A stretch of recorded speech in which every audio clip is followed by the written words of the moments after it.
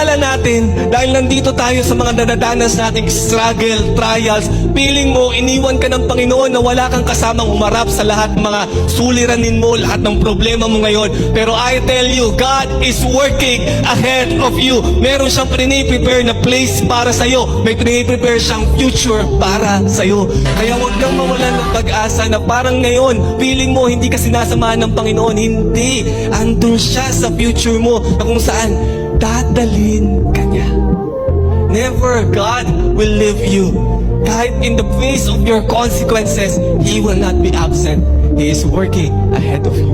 Kaya ngayon, huwag mong sukuan kung ano man ang nararanasan mo ngayon. Pinuno ka ng baha, pinuno ka ng problema. Don't worry. God is already ahead of you. Bakit? Alam niyang matatapos mo to. Alam niya during this time that you are struggling, during this time that you feel like He's absent, alam niya matatapos mo yan, malalagpasan mo yan. Kasi papunta ka doon. Merong future na naghahantay sa'yo.